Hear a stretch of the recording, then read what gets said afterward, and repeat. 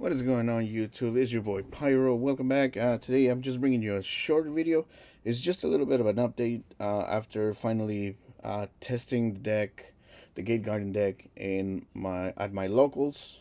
Um, I ended up doing pretty well for my first time in years going to a tournament. I ended up getting two draws, one loss. Got my one loss against the flu deck, which I still hate with a passion unknown to humankind. But the other two matches were actually pretty evenly. I'm pretty sure if I played a little bit faster, I probably could have got the dubs in both of them. I ended up getting a draw because we ran out of time. My opponent won one duel, I won the other, and then what you call it? We also did a few modifications right before the tournament. I would say those modifications came in pretty clutch, so I'm pretty happy that they were made. But for right now, let's just see what we ended up taking out or putting in to the deck. So for starters, you know, things that stay the same: Gate Guardian cards, Sanga, Kazujin, and Suijin. They stay in a 2 until I find something better to run. Um, but playing the pure Gate Guardian deck um, pretty much doesn't leave a lot of space for any other engines. We still play three heavy tanks and three shadow ghouls. I mean, what can I tell you about this too? When it came to combat, Shadow Ghoul was definitely one of the MVPs. It protects any monster on your side of the field, not just Gate Guardian monsters. Tanks, it allows you to get your Sanga, Kazujin, and Suijin out onto the field. Plus, if you have the 11 Wall Shadow, you get to pop one monster. So these two are staying at 3 unless something or someone manages to change my mind. Uh, First addition that we did was we added two Nibiru. Nibiru coming in clutch against the Dark Worlds. Dark Worlds do a lot of summoning. If you stop all those summonings, you, my friend, pretty much stop the entire duel for them. First modification: instead of running two Prisma, we are running. I mean, sorry, instead of running three, we're running two. Kind of making space for other spells, maybe some search power, um, or draw power that we might need. Uh, Another card that really helped was Droll and Lockbird. I can definitely tell why this is probably the most hated hand trap in the game right now. It helped a lot, but when it comes to hand traps, Nibiru throughout the entire tournament was definitely MVP. Moving on to the spells, we are still playing three 11 Wall Shadows. We're playing two um, double attack, wind and thunder, and we are adding one Rairyoko Guardian just because we have to make sure that we see it early in the duel. Um, I did not play with two during the tournament, so I didn't actually get to see it. It didn't actually end up becoming a dead draw, but at the same time I didn't see it, so there was really no harm, no foul. Another modification that we did: instead of running three Sacred Sword of the 7-star, we're running two. We had to make space for Naviro. We are still playing three A Hero Lives and three.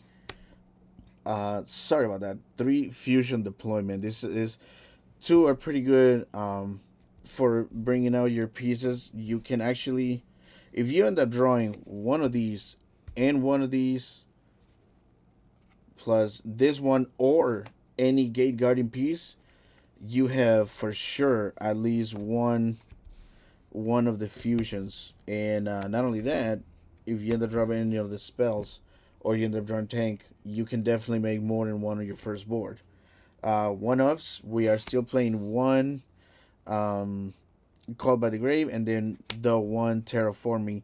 This one I didn't really see it that much, but Banley's got it at one. Can't really do much about it. So we keep it at one and we just pray for luck. And then the last modification we did, we only play one Prey of Jiraigumo, and we are sticking with three Solemn Strike. Solemn Strike, I made one misplay, very important misplay. This only works on what you call it, special summons, something that I did not keep in mind. Uh, I am very very forgetful of my cards effect, but now we know that this is only works with special summons. Special summons is the only thing that this thing can stop. But that is pretty much the only modifications that we made to the main deck. Um, the extra deck is still the same. Two Gate Guardian United, two Thunder and Wind, two Wind and Water, and two Thunder and Water. And for now, it's gonna stay like that. I don't need three of each, and I am afraid to play only one of each. If I am being 100% honest. And the other thing that we did is we ended up making an extra deck. I mean, not an extra deck, sorry, a side deck. And right now I have three placeholders, which is one Sacred Sword, one Prism, and one double attack. This are once I find what else to put here, they're gonna go. So we don't need to pay too much attention to that. Seven Sword is probably gonna go back into the deck, if I'm being 100% honest. Another thing that we are playing is three Cosmic Cyclone. There's those pesky back row decks. Not to mention, there's two decks right now. I can't remember which one it was, but there's two decks that are playing the skill drains. So we definitely want to keep that in mind for the side deck. And then we are playing two Chaos Hunters. Chaos Hunters, I'm gonna bump it up to three, if I'm being honest. This one is pretty good for to stop those decks that clear your board or your graveyard by removing by banishing cards. So definitely bumping it up to three. I'm playing two Dark Ruler No More. I don't think I need to play three on the side deck. Maybe we could play three on the main deck, but I'm not gonna main deck it because we don't really have space for it. This is pretty good for going second. Allows you to clear your board. Yes, your opponent doesn't take any damage the turn you play it, but at the very least, you're gonna have a clear board, and hopefully your opponent will have no resources to come back from that. And then we're also playing two Stormy Mirror Forces for those pesky monsters that cannot be destroyed by battle or card effects or cannot be targeted by card effects. Now, if the monster is unaffected by card effects, then I'm completely screwed. I need to rethink my strategy. And the last one in our latest purchase is going to be a three Ghost Bell and Haunted Mansion. The reason why I'm side decking this one instead of main decking it is because not a lot of decks get hit by this one, at least not very hard.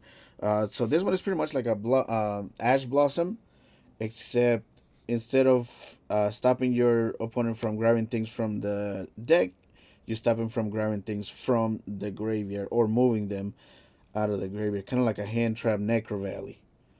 So that's why I think it belongs in the side deck because not a lot of decks run from the graveyard, like maybe what you call it, maybe Necro Valley, the Gravekeepers, Kashtira.